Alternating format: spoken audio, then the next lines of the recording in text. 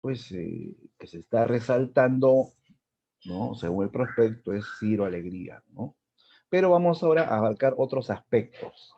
Ya se vio la semana pasada un poco de la vida y obra, ¿no? El argumento, sobre todo, del mundo de Sancho y Ajeno.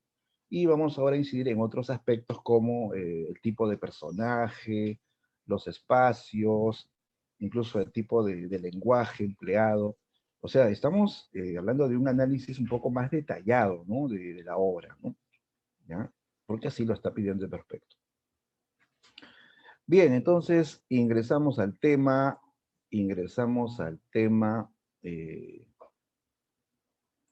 y para empezar nos acompañamos de la famosa melodía.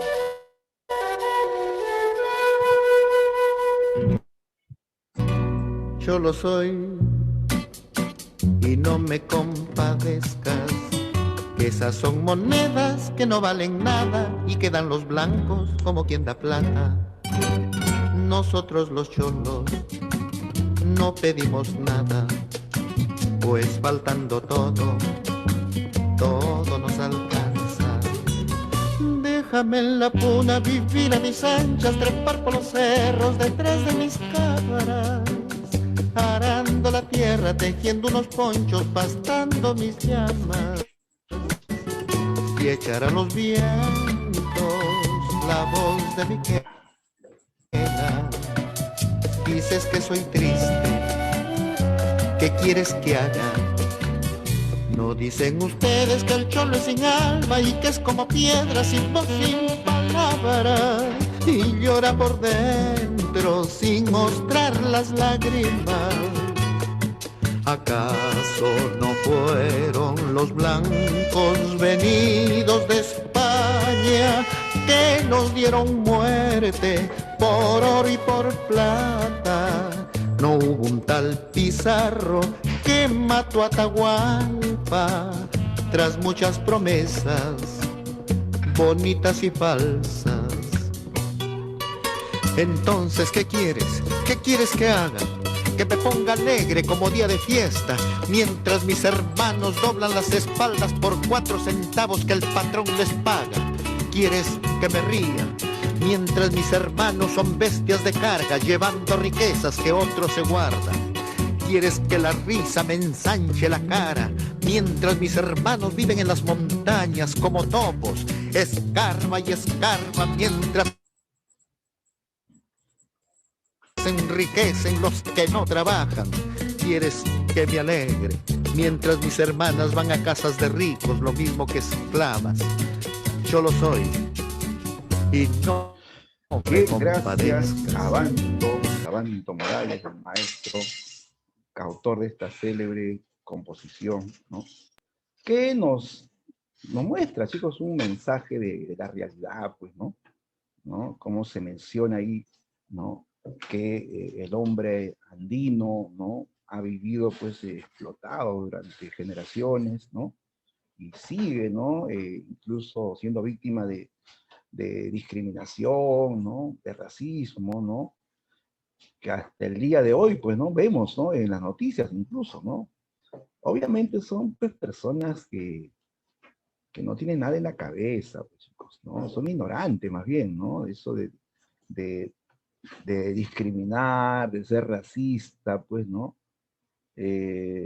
Cuando lo que uno debe pensar, pues que aquí existe una raza humana, y punto, ¿no? Todos somos iguales, la única diferencia es lo que está dentro, chicos, es lo que está dentro, ¿no?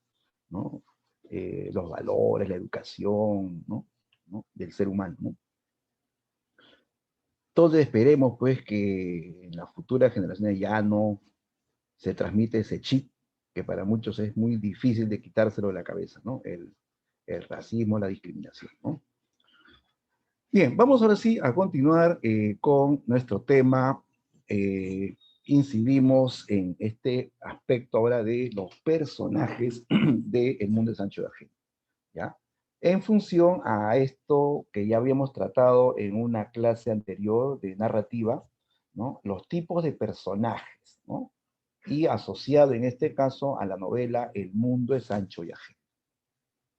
Bien, entonces comenzamos. Recordemos primero que existen varios criterios para clasificar a los personajes, ¿no? Está el grado de relevancia, está el criterio también de su evolución, ¿no? Su complejidad, ¿no es cierto? Entonces vamos a ir viendo según cada criterio. Ya ver, según el grado de relevancia, ahí hablamos de tres tipos de personajes, ¿no? El principal, el secundario, el incidental, ¿sí? Cuando hablamos de personaje principal, estamos hablando de un personaje protagónico, que pueden ser varios, ¿ah? En una obra pueden haber varios personajes principales, varios personajes con rol protagónico. Son aquellos, pues, personajes claves, de ellos depende las acciones principales de la obra, ¿sí? Por ejemplo, aquí tú sabes que en el mundo de Sancho Ajeno hay un tema central. ¿Cuál es el tema central del mundo de Sancho Ajeno? A ver, te leo, ¿quién lo dice?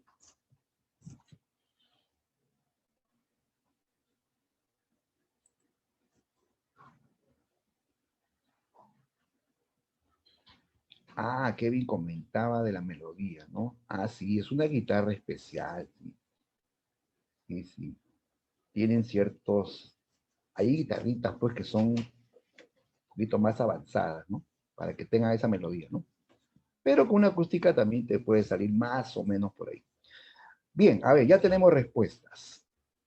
La lucha por la tierra, exacto. Esa es la idea central del mundo de Sancho, ¿no? La lucha por la tierra. Y en esa lucha van a haber pues personajes que van a, a enfrentarse, ¿no? Ahí tenemos entonces a personajes principales. Y podemos citar entonces, ahora sí, a Rosendo Maki, que es el líder de la comunidad de Rubí, el alcalde probo, el alcalde honesto, que defiende a la comunidad, ¿no? De los abusos del Gamonal, Álvaro Amenábar, que también es personaje protagónico en esta historia, porque en el tema de la tierra o la lucha por la tierra, él es el que quiere arrebatar las tierras, él es el que hace el juicio a la comunidad, ¿no? Él es el antagonista, en todo caso, de Rosendo Maki, ¿no? ¿Sí? Pero también podemos citar como personaje principal a Benito Castro, porque en este tema de la lucha por la tierra, él también juega un rol relevante.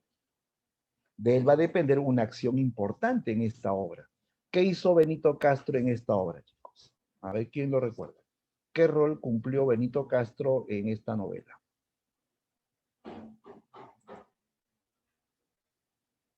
¿Cuál es su rol?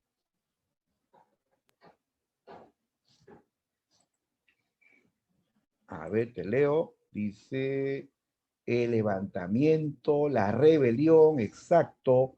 Él es el líder que alza la rebelión de Rumi, de la comunidad Rumi, contra los abusos del Gamonal, ¿no?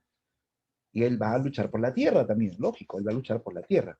Solamente que su lucha es más violenta, ya no es como la lucha de Rosendo, una lucha más pacifista, digamos, ¿no?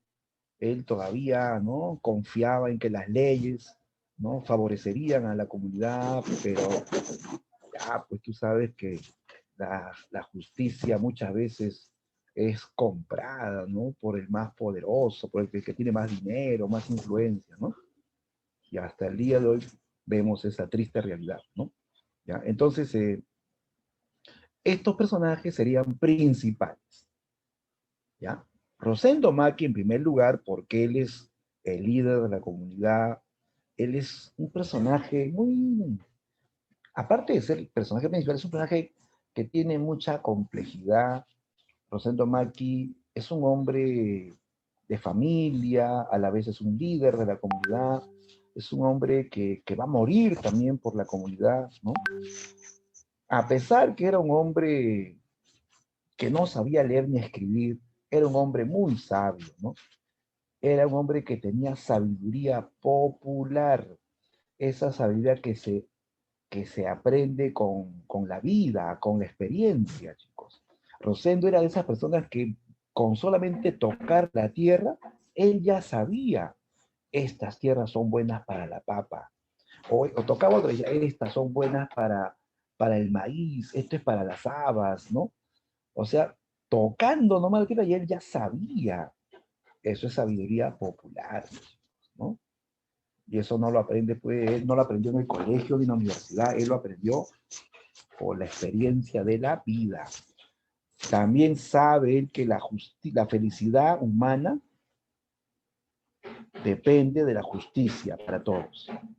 Él sabía eso, él lo había aprendido de sus antepasados también, que la felicidad humana radicaba en la justicia para todos, no para el gobernante, no solamente para el líder, sino para todos.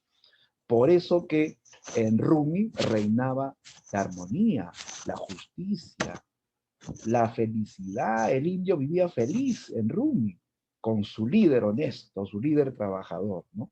Así era Rosendo Márquez.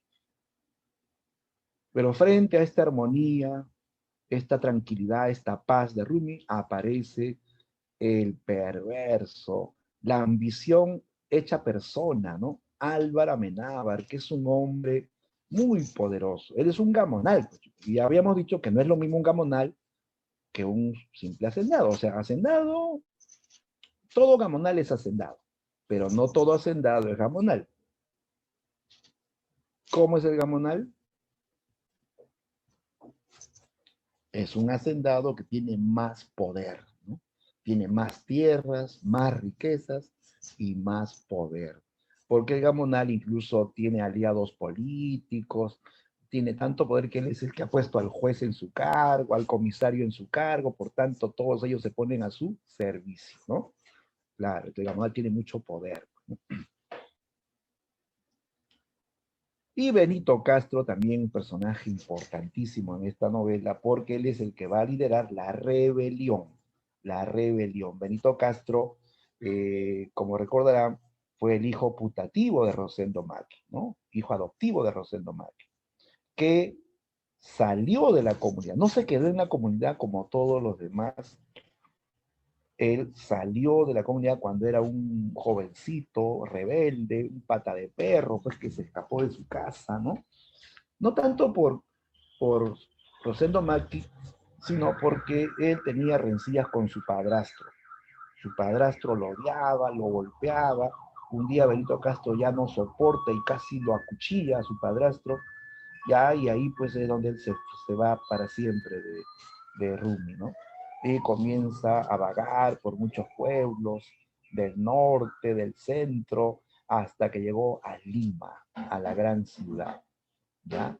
Y él aprendió en Lima a leer y escribir, se puso a estudiar en un colegio nocturno, ¿ya? Un colegio nocturno donde aprendió historia, literatura, filosofía, estudió la revolución china, la rusa, la mexicana, o sea, revoluciones sociales, ¿no? Luego se hizo obrero, participó en luchas sindicales, aprendió del socialismo, o sea, él va a adquirir una nueva cultura, digamos, que le va a permitir, pues, tomar conciencia de la realidad y asumir este rol, pues, de líder rebelde, ¿ya? Es un personaje importantísimo en la novela, que alza la comunidad contra el gamonal, contra las Fuerzas Armadas incluso, pero desgraciadamente, como todos sabemos, él muere luchando por la comunidad, ¿ya? Muere ofrendando su vida, pues, por este anhelo de libertad de la comunidad indígena y por este derecho, pues, a la tierra, ¿no? Que les correspondía a ellos porque ellos eran los dueños, ¿no? Y entonces, ellos son personajes principales: Rosendo Maqui, Álvaro Amenábar y Benito Castro. Ahora, junto a ellos tenemos a los personajes secundarios, los secundarios, ¿no? Que son aquellos cuya presencia es complementaria, complementaria, ¿ya? Ahora, complementario no significa que ellos sean menos importantes, ¿ah? A uno dirá, nada complementario, es un personaje, puede ser accesorio, y si no está, no pasa nada. No, no, no. El personaje secundario también tiene su importancia. Ellos secundan a un personaje principal, ¿ya? Ellos secundan a un personaje principal, ¿ya? Y cuando digo secundan, no me refiero tampoco a que sean, pues, solamente los que le ayudan, ¿no?, al personaje principal. El personaje secundario, cuando dice secunda o complementa, puede ser que esté a favor o puede ser que esté en contra, ¿ya? O sea, va a haber una especie de, en muchos casos va a haber una especie de oposición también, ¿ya? No necesariamente complementa en el sentido de que lo ayuda, que está de su lado, que es de su banda, su pandilla, no, no, sino que también puede estar en oposición, puede ser su némesis, o sea, su opuesto, ¿no? Por ejemplo, ¿no? Eh, no podríamos pensar, imagínate, ¿no? Eh, a la U, hablando de fútbol, sin el Alianza. ¿Qué sería de la U sin Alianza? Su rival clásico, ¿no? No podemos imaginarnos a un Batman sin el Guasón, ¿sí o no? Es un personaje que se opone, ¿no? Se opone. Es un personaje que lo complementa, pero en este caso no para ayudarlo, sino para oponerse, ¿no? Para oponerse, para ser su rival, digamos, ¿no? Claro, esa es la idea de complementario, ¿correcto? Ya, y este personaje secundario proporciona coherencia y consistencia al desarrollo del personaje principal.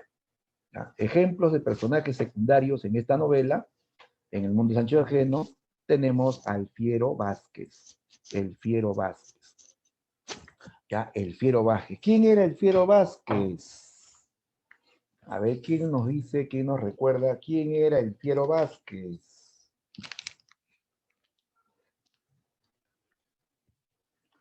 A ver, te leo, te leo. El Fiero Vázquez era un bandolero, exacto, un bandido, ¿no?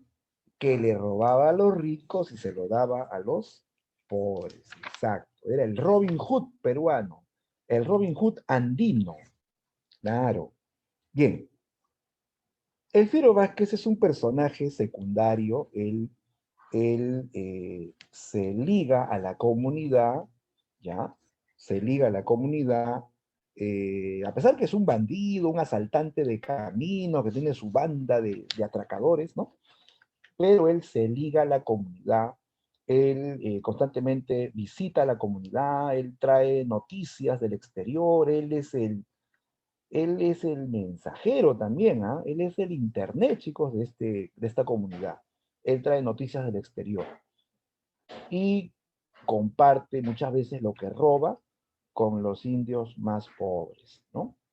A los niños les daba propina, todo lo querían a- al Fiero Vázquez, ¿no? A pesar que era un bandido, él como que se identificaba mucho con la comunidad. ¿Y saben por qué tanto? Porque él tenía una mujer en la comunidad que le dio un hijo, un fierito Vázquez. ¿Ya? Él tenía un hijo en esa comunidad, por eso que él se identificaba mucho con la comunidad y los defendía cada vez que podía de los abusos, pues, de, a veces de policías, a veces de los peones de la hacienda o del mismo Gamonal, ¿no? Ahora, la palabra fiero, por si acaso, cuando dicen el fiero Vázquez, no significa que él sea fiero así de feroz, ¿no? ¿No? Uno se puede imaginar eso, ¿no? Que era feroz, que era pues salvaje, no. La palabra fiero en el norte significa, se dice, en todo caso, se dice a la persona que va a quedar con marcas de viruela en el rostro, ¿ya? Marcas de viruela en el rostro. Eso es fiero, que tiene cicatrices de viruela en el rostro, ¿ya? ¿Podemos se acuerdan de un verso de Vallejo, Los Heraldos Negros? Ahí dice fiero. Hay una parte que dice fiero, dice, hay golpes en la vida tan fuertes, yo no sé, golpes como el odio de Dios, como si ante ellos la resaca de todo lo sufrido se emposara en el alma, yo no sé. Luego dice, son pocos, pero son, abren zanjas oscuras en el rostro más fiero. No significa en el rostro más feroz, ¿no? No, no en el rostro marcado por cicatrices, ¿no? ¿Ya? A eso se refiere la palabra fiero. ¿Ya? Entonces, este Fiero Vázquez, que es un personaje que está con un rostro marcado por la viruela, él es un bandido muy temido, ¿no? Por, por los hacendados, sobre todo, y de él pues se describe con mucho detalle en la novela también. A ver, te voy a leer un fragmento, ¿ya? Que habla del Fiero Vázquez, de la novela El mundo es ancho y ajeno. Dice, como una sombra pasaba a lo largo de los caminos, o entre los amarillos pajonales de la meseta andina, su cara morena, boca grande, nariz roma, quijadas fuertes, habría sido una corriente de mestizo sin las viruelas y el disparo innoble, áspera y rigosa de escoriaciones y lacras, se tornaba siniestra a causa de un ojo al cual le había caído una nube, es decir, que tenía la pupila blanca como un pedernal, una inmensa sonrisa que se abría mostrando bellos dientes níveos, atenuaba la fealdad, y el continente enérgico imponía respeto. En conjunto, se establecía cierto equilibrio entre cualidades y defectos, y la figura del Fiero Vázquez no era repelente. La leyenda y una hermosa voz hacían lo demás, y el bandido despertaba la simpatía, cuando no el temor de los hombres, y el interés y el amor de las mujeres. Muchas cholitas de los arrabales de los pueblos o de las casas perdidas entre las cresterías de la puna suspiraban por él. Pertenecía a esa estirpe de bandoleros románticos que tenía en Luis Pardo su paradigma y en la actualidad van desapareciendo con el incremento de las carreteras y las batidas de la Guardia Civil. Luis Pardo es un gran bandido, a él la vida no le importa, pues mataron a su padre y la de él va a ser muy corta, ¿no? Ya, entonces nos hablan de un Fiero Vázquez que es un bandido, ¿no? Descendiente de esa estirpe de Luis Pardo, que fue otro famoso bandido, ¿no? Pero identificado con la comunidad de Rubí, ¿ya? Entonces, este Fiero Vázquez en la obra, él pues va a intervenir muchas veces, por ejemplo, no solamente en estas escenas en que roba y comparte lo robado con los pobres, sino que él, por ejemplo, va a intervenir también el día en que murió murió Rosendo Macchi. Claro, a él lo capturan cuando Rosendo Macchi fue apresado injustamente y el Fiero le propuso escaparse, ¿no? Le propuso escapar, que él ya había sobornado a los policías para que lo dejen escapar a ambos, pero Rosendo no aceptó escapar. El Fiero intentó una y otra vez convencerlo, pero Rosendo Macchi era un hombre pues tan probo, tan honesto, que él decía que escaparse estaba mal y que esto sería peor pues para su pueblo, ¿no? Decidió quedarse. Entonces al final, eh, pues Rosendo se queda, el Fiero se fuga y a Rosendo lo matan a golpes, ¿no? Entonces Fiero Vázquez le da consistencia al personaje principal, que es en este caso Rosendo Macchi. Él también siempre está pues visitando a Rumi, ¿no? Se identifica con Rumi, ¿no? Hasta que también lo matan, ¿no? Lo encuentran decapitado a Fiero Vázquez. Pero es un personaje que aparece en forma complementaria en esta historia, ¿no? Para favorecer a la comunidad, ¿ya? Otro personaje secundario en esta novela es Nasha Suro. ¿Quién era Nasha Suro? Esto es para los que conocen un poco más de la obra. A ver, ¿Alguien sabe quién era Nashasuro? A ver, bien, Carla, era una, adivina, Piero también lo dijo, una bruja, bueno, pues demasiado fuerte, pero algo así era, pues, ¿no? Ella era, pues, digamos, la gran hechicera, pero andina, ¿no? La curandera, la que veía el futuro, ¿no? Por eso Carla dice adivina, ¿no? Sí, pues, ¿no? Ella era pues, era, pues, vista, pues, en el pueblo como eh, la vidente, ¿no? La curandera, la hechicera también, sí, sí, claro. Nacha Shuro es un personaje complementario a Benito Castro. Claro, ella es, en este caso, opuesta a Benito Castro. ¿Por qué? Porque Nacha Shuro representa las creencias antiguas, la brujería, las supersticiones, ¿no? En cambio, Benito Castro representa las ideas modernas. Claro, él ha estado en Lima, se ha educado, sabe de filosofía, de historia, de política, ¿no? Tiene una mentalidad también incluso positivista, o sea, pegado a la ciencia, ¿no? Y eso choca con las creencias de Nasha Shuro, ¿no? Nasha Shuro confía, igual que Rosendo Maki, pues, en la curandería, en la hay creencias de lugares prohibidos, donde hay demonios, que los cerros también son seres vivientes que pueden castigarlos, ¿no? Todas esas creencias las tiene Nachashuro, igual que la comunidad indígena, ¿no? Pero como Benito ha salido de la comunidad, ha estado en Lima, ha adquirido nuevos conocimientos, él viene y va a chocar con Nachashuro, ¿ya? Choca con ella. Por ejemplo, hay una parte en que los indígenas no tenían que comer porque los habían botado de sus tierras y sembraban, pero la tierra era muy árida, pues no producía porque había mucho frío, ¿no? Pero había una región, sí, muy, unas tierras muy fértiles, pero ellos nunca se atrevían a sembrar ahí. ¿Por qué? Porque decían que ahí habitaba un demonio, que habitaba un demonio, un muki, ¿no? Y si ellos se atrevían a entrar, se morían, ¿no? Entonces viene Benito y dice, ¿qué estás pensando en esas tonterías, esas creencias? A sembrar ahí. Y los convenció y la tierra produjo un montón y nada les pasó, nada les pasó. Entonces, Benito Castro trae las nuevas ideas racionales, mientras que Nasha Shuro representa pues las creencias antiguas, las creencias indígenas, ¿no? Entonces, ella es un personaje complementario a Benito Castro, pero no en el sentido que lo apoya, sino más bien se opone. ¿Ya? Entonces, el personaje secundario complementa a un personaje principal, ya sea a favor o en contra, ¿de acuerdo? A favor o en contra. Otro personaje secundario es Bismarck Ruiz. ¿Quién era Bismarck Ruiz?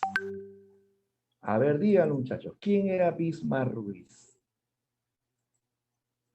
El abogado. Ah, pero un abogado corrupto, es cierto, un abogado corrupto. Sobornable, ¿no? Fácilmente sobornable. Ya, es cierto. Es cierto. Bismarck Ruiz es el abogado que traicionó a la comunidad. ¿Ya? Pero ojo que él al comienzo se ofrece a ayudar. Se ofrece a ayudar, ¿no? Sobre todo, no tanto por ayudar a los indios, ¿no? Porque él muchas veces había sido despreciado por el gamonal y ahora que tiene la oportunidad de hacerle un juicio o enfrentarlo legalmente, él dice, ahora sí me voy a vengar de ese gamonal que se habrá creído despreciarme a mí, que soy un abogado, ¿no? Entonces, Bimoris acepta defender a la comunidad, porque aparte que le van a pagar también, le van a pagar bien, ¿no? Claro. Pero termina traicionando, ¿no? ¿Y por qué lo traicionó? Bueno, lo sobornaron, ¿no? Eso ya lo sabemos, ¿no? Pero ¿saben qué? Hay algo más, chicos. Hay algo más. Hay una persona que influye mucho en su vida. Una mujer. Una mujer. Su pareja, exacto. pero que no era su esposa, no, no, él era casado, tenía hijos, pero esta mujer a la que me refiero no era su esposa, era su amante, sí, se llamaba Melba, Melba Cortés, Melba Cortés, más conocida como la Costenita, la Costenita. Melba Cortés era su amante a la cual él la tenía pues como una reina, le compraba todo lo que ella le pedía, ella lo tenía en sus manos al abogado, ¿eh? Es que Melba Cortés era pues una mujer criolla de la costa, de gran belleza, y aparte era seductora, pues, ¿no? Toda una vampiresa, pues, ¿no? Y ella es la que lo va a convencer a este abogado de aceptar el trato con el gamonal. El gamonal pues le ofrece, ¿no? Dinero para que se ponga de su lado. Y Melba dice, acepta, no vas a hacer nada malo, lo único que vas a hacer es quedarte callado, ¿no? No vas a hacer nada malo, le dice, ¿no? Quédate callado, no digas nada en el juicio, acepta lo que Dios ve y recibe el pago y con eso nos vamos a Lima, nos vamos a alquilar una casa de playa, vamos a veranear en las playas de Lima, así le decía Melba Cortés. Y ahí te voy a cumplir todos tus deseos. Ya pues sí, y el abogado que está pues, ¿no? Completamente pues embelesado con su amante, ¿no? Acepta, ¿ya? Acepta ponerse del lado del gamonal. De tal modo, pues, que está Melba Cortés, en cierto modo, pues, también está el servicio del Gamonal, pues Gamonal le dice, encárgate tú de convencerlo, ¿no? Para que él se ponga de mi lado, yo sé que no, yo no le caigo a ese abogado, pero tú lo vas a convencer, ¿no? Y Melba Cortés convence a Vilma Ruiz, pues, al final de ponerse del lado del Gamonal, ¿no? Y traiciona a la comunidad, acepta el soborno, ¿no? El día del juicio no los defendió como debería ser. En un juicio, un abogado tiene que tener sus argumentos, tiene que tener los códigos civiles, códigos procesales, pues, pertinentes para demostrar que lo que está diciendo es legal, ¿no? Pero ¿qué hizo Lima Ruiz? Armó un discurso que fue un engañamuchachos. Habló de un discurso donde habló bonito de los indios, de su tradición ancestral, que los españoles le quitaron su territorio, que ellos tienen derechos, ¿no? Que hay que revalorar al indio. Y los indios, bravo, qué bonito habla, vamos a ganar el juicio. Pobres indígenas, no saben que esto no les servirá de nada, porque para la defensa tiene que haber argumentos sólidos, tiene que haber, mencionar los códigos precisos, que la ley dice esto, esto, esto, y así ganan los juicios, así se ganan los juicios. Pero el abogado no hizo nada, más que hizo un discurso para quedar bien con los indígenas.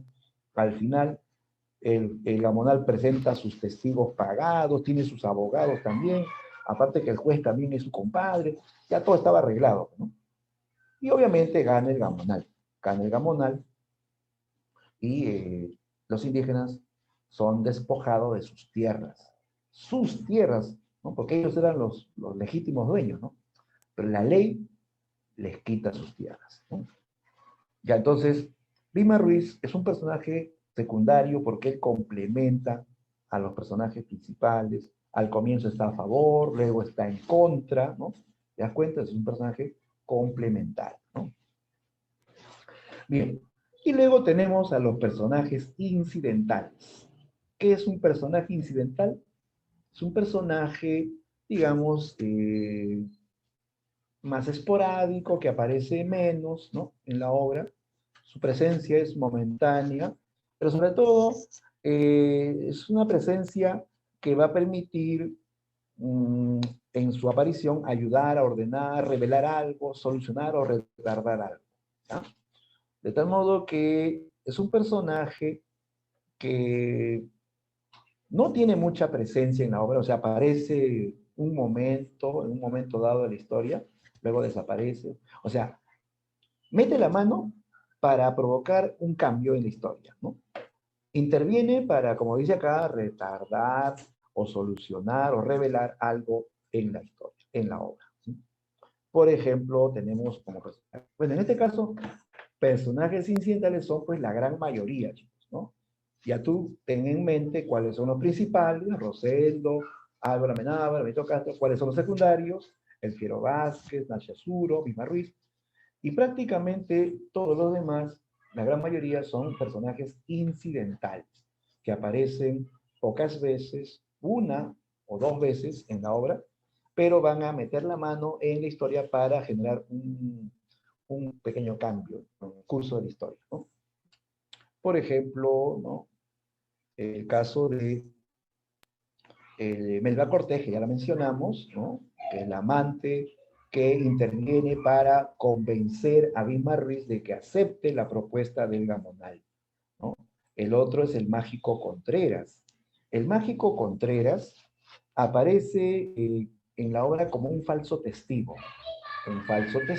pagado por el Gamonal para decir, para decir en este juicio que los indígenas de Rumi son invasores, que ellos han venido después, que el dueño siempre ha sido la familia del señor Amenábar, ¿no?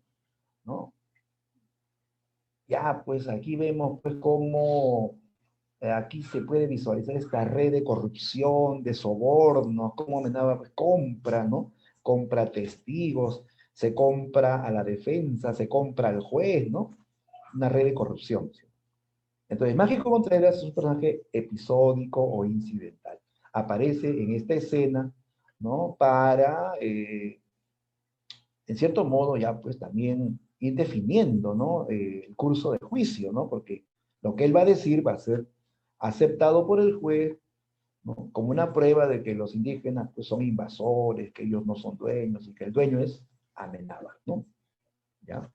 Su presencia, repito, muy episódica, muy incidental, pero no menos tampoco, o sea, no aparece por las puras, ¿no? Aparece para algo, ¿no? Lo que él va a hacer en este episodio va a influir en la decisión de este juicio, ¿no? Bien, todos ellos son los tres tipos de personajes, el principal, el secundario y el incidental. Ya, esto, chicos, es según el grado de relevancia, solamente teniendo en cuenta el grado de relevancia. Vamos al segundo criterio. Según su nivel de complejidad. Ya, según su nivel de complejidad. Hay tres criterios, ¿ah? La relevancia, la complejidad, y el otro es la transformación. Ah, por cierto, no son excluyentes, ¿ah? No son excluyentes. O sea, quiere decir que un personaje principal podrá ser a la vez principal y complejo y a la vez dinámico, ¿no? O sea, no son excluyentes, no pueden juntarse los tres criterios o dos o más criterios para un mismo personaje, ¿no? Ya, pero vamos a definir. Según su nivel de complejidad, el personaje puede ser simple o puede ser complejo, ¿ya? Por eso se habla de nivel de complejidad, simple o complejo. ¿Cuándo simple? Cuando el personaje en toda la obra solo revela una faceta de su existencia. Una sola faceta. Tiene una sola faceta. Como Melba Cortés, que en toda la obra pues es la mujer seductora, la mujer también vanidosa, ¿no? Ambiciosa, ¿no? ¿No? Pero es la única faceta que nos va a mostrar, ¿no? Esta mujer que usa su belleza, sus encantos, ¿no? Femeninos para seducir, ¿no?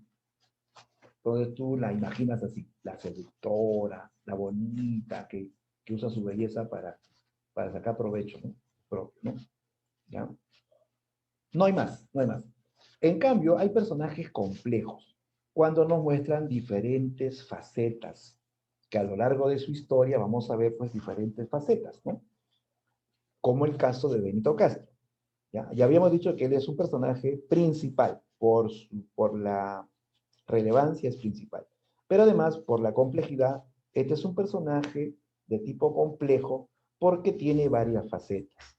En la obra nos muestran al comienzo a Benito Castro, que es un niño maltratado por su padrastro, un niño que es golpeado y humillado por su padrastro, pero después se convierte en un joven errante, ¿no? Un joven que comienza a conocer mucho del Perú, después pasa a ser un joven estudioso, que se pone a estudiar en el colegio nocturno, después se vuelve revolucionario, ¿no? Y hasta ofrenda a la vida, o sea, él también va a ser padre de familia, tiene su esposa y su hijo, ¿no? O sea, vemos varias facetas de él. La faceta de niño maltratado, la faceta de, de estudiante, la faceta de padre de familia, la faceta de revolucionario, ¿no? Ese es un personaje complejo, ¿no? Es un personaje complejo, ¿no? Y tiene, pues, obviamente, como dice ahí, más de un rasgo distintivo de su carácter, ¿no? O sea, su psicología es muy también compleja, ¿no? En él, pues, han habido muchas experiencias, por eso es un personaje complejo, ¿no? Y luego tenemos el criterio de las transformaciones. Según sus transformaciones, el personaje puede ser estático o dinámico, ¿ya? Estático o dinámico. Estático es el personaje que solamente nos muestra una faceta, o en este caso una misma conducta, ¿ya? Tiene que ver más con la conducta aquí. Una misma conducta y rasgos característicos a lo largo de la obra. O sea, en toda la obra su comportamiento no cambia, es siempre el mismo. Ejemplo, Álvaro Amenábar. Amenábar, pues en la obra pues, es el villano de la historia, ¿sí o no? Claro, el villano de la historia, que es soberbio, que es ambicioso, la ambición hecha persona, soberbio y ambicioso. En toda obra se le ve así, ¿no? Él en ningún momento pues lo vas a ver bondadoso, o lo vas a ver eh, arrepentido, no, simplemente su conducta se mantiene durante toda la obra. Entonces es un personaje estático, ¿no? En cambio, el personaje dinámico es aquel que evoluciona, ¿ya? Evoluciona, o sea, va modificando sus conductas en el transcurso de la historia, de la obra narrada, ¿no? Modifica sus conductas. Por ejemplo, Benito, eh, por esto de que lo maltrataban mucho, él se volvió muy rebelde. Se volvió malcriado, más pata de perro, que se escapaba de la casa, así como muchos pues, jóvenes que se ponen rebeldes, ¿no? Desafían a los padres, se escapan de la casa. ¿Han visto eso o no? Ya no digan nombres, ¿eh? Ya entonces, al comienzo era así, ¿no? Chico rebelde, ¿no? Por todo lo que le pasó en la infancia, ¿no? Pero luego él cambia. Claro, él cambia, se pone a estudiar, ¿no? Quiere progresar, ¿no? Cambia, ¿no? Incluso luego ya adopta una conciencia más política, ¿no? Más revolucionaria, ¿no? Vemos ya otra conducta, ¿no? Entonces es un personaje dinámico porque evoluciona, va modificando sus conductas, ¿correcto? Es lo que pasa con Benito Castro. También podemos citar a este otro personaje llamado Demetrio Sumayacta. Demetrio Sumayacta, en esta historia, al comienzo era un pastor humilde, ¿ya? Un pastor de vida pues tranquila, ¿no? Hasta que conoció a Alfiro Vázquez. Conoció a Alfiro Vázquez y él se unió a su banda de ladrones. O sea, de ser un pastor tranquilo, sencillo, se convirtió en un bandolero igual que Alfiro Vázquez. Era parte de la banda de Alfiro Vázquez. Te das cuenta que él ha modificado su conducta. Ha evolucionado de pastor, de vida sobria, tranquila, a ser un bandido, ¿no? Esos son los personajes dinámicos, los que cambian sus conductas, ¿no? Muy bien, eso chicos respecto a los personajes, ¿ya? Y ojo que puedes, repito, considerar que esto no es excluyente. Como son tres criterios, no se excluyen. Como te das cuenta, Amenábar es un personaje principal y a la vez es estático, ¿no? Melba Cortés es un personaje incidental y también es un personaje simple, ¿no? Según ya la complejidad es simple, ¿no? Benito Castro, personaje principal y es dinámico. Y a la vez es complejo. ¿Te das cuenta? Benito Castro es principal porque tiene un rol protagónico, es complejo porque vemos varias facetas de su vida y es dinámico porque modifica su conducta. Entonces, ¿te das cuenta? No se excluye. Más bien se puede coincidir, ¿no? Se puede dar la coincidencia de de varios tipos de personajes en uno mismo, ¿no? En un mismo personaje, ¿no? Muy bien. Vamos ahora a los espacios. Los espacios. Se refiere al conjunto de componentes físicos que sirven de escenario. En suma, es el escenario. Son los escenarios o los lugares o ambientes donde se desarrollan los hechos.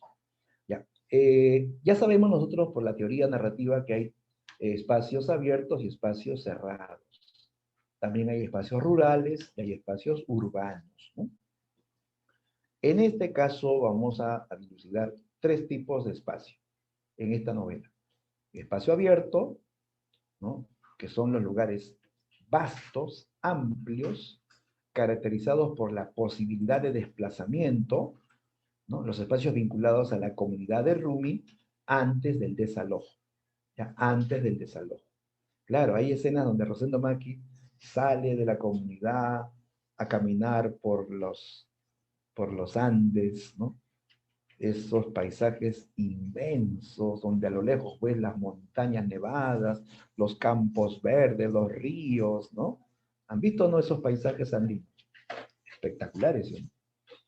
Así es el espacio abierto, donde el hombre puede desplazarse libremente, ¿no? Esto va a darse antes del desalojo, antes que le quiten sus tierras, ¿no? Pero también vamos a encontrar en esta novela espacios cerrados. Espacios cerrados, los lugares donde los hombres van a vivir hacinados, ¿no? En un lugar de donde no pueden generalmente pues, salir o desplazarse libremente, ¿no? Entonces vamos a ver espacios donde los personajes viven hacinados. Por ejemplo, los peones de la hacienda están ahí en la hacienda, no pueden salir de la hacienda, ¿no? Están trabajando ahí en la hacienda. Otro espacio cerrado, por ejemplo, las minas, van a haber escenas donde los indígenas van a ser explotados en las minas, ¿no? Y ahí se quedan, ¿no? En ese espacio prácticamente hasta su muerte, ¿no? La cauchería también son espacios cerrados, son zonas de trabajo, más bien dicho, de explotación para ellos, ¿no? Donde ellos tienen que, tanto en la mina como en la cauchería, sacar riquezas para sus patrones, ¿no?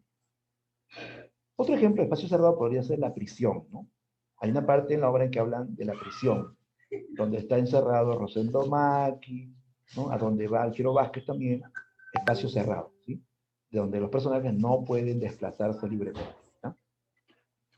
También en la novela El mundo de Sancho y Ajeno vamos a encontrar espacios rurales. Espacios rurales. Bueno, aquí, bueno, casi todo es rural, ¿no? Casi todo es rural, ¿no? Salvo algunos espacios mínimos donde hay construcciones, ¿no? Donde hay construcciones un poco más modernas, como la hacienda del Gamonal, aunque en la hacienda también hay espacios rurales, hay campo, hay chacras, hay zonas de sembríos, o para criar ganado también, ¿no? Entonces, el espacio rural se refiere fundamentalmente a estos escenarios campestres, muy variados, muy diversos, donde se realizan actividades como la agricultura, la minería, el pastoreo, ¿no? De animales, ¿no? Todo lo contrario al espacio urbano, ¿no? En donde vivimos nosotros, ¿no? Donde hay pues una ciudad, donde hay grandes avenidas, edificios, ¿no? Puentes, en fin, caminos, ¿no? Es otro mundo urbano, ¿no? Aquí el espacio es esencialmente rural. Por eso ya no se habla de un espacio urbano porque estamos hablando del mundo andino, la sierra, y es más, las zonas más alejadas de la sierra peruana, no las capitales de las... Claro, porque la sierra también tiene capitales, ¿no? Tú te vas a Ayacucho, a Cusco, vas a encontrar pues, una capital, vas a encontrar zona urbana, como en Lima, ¿no? Pero las zonas rurales son las zonas más alejadas, las zonas campestres, donde hay casas rústicas, donde hay pues crianza de animales, trabajo de la tierra, ¿no? A eso se refiere, ¿de acuerdo?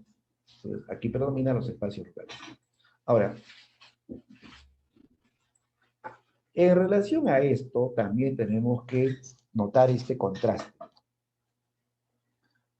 Los espacios que se mencionan en esta novela son básicamente 4. Está la comunidad de Rumi, ¿no? Ahí se concentran pues la mayoría de personajes, los comuneros, ¿no? Está Humay. ¿Qué era Humay? A ver, ¿quién ¿Una me hacienda? dice qué era ¿Una Humay? hacienda? Claro, era la hacienda del Gamonal. Era una hacienda inmensa. Parecía un pueblo entero, ¿ah? Él era dueño de una hacienda tan inmensa que dentro pues había mina, había cauchería, había plantación de coca, ¿no? Y tenía cientos de sirvientes indígenas, ¿no? Que trabajaban para él, ¿no? Obviamente explotados, maltratados, humillados, ¿no? El Gamonal era pues, perverso, ¿no? Un indígena no podía mirar al Gamonal de frente, ¿eh? El indígena tenía que pasar agachado, porque si lo miraba, el Gamonal le metía un fustazo en la cara, así como un latigazo en la cara, ¿no? Así, imagínate, así era la condición del indígena humillado, aparte de explotado, era humillado por el Gamonal, ¿no? Y él podía matar así, cuando le da la gana, él podía matar a cualquier siervo sin ningún remordimiento, te mato y la vida continúa, así le decía, ¿no? No pasa nada, ¿no? Soberbio, cruel, era el Álvaro Menaba, ¿no? Él era dueño de la hacienda Humay, ¿no? Otro espacio en esta novela es Yanañahui. Yanañahui. ¿Qué significa Yanañahui? A ver, ¿alguien sabe quechua? Yanañahui, ¿no?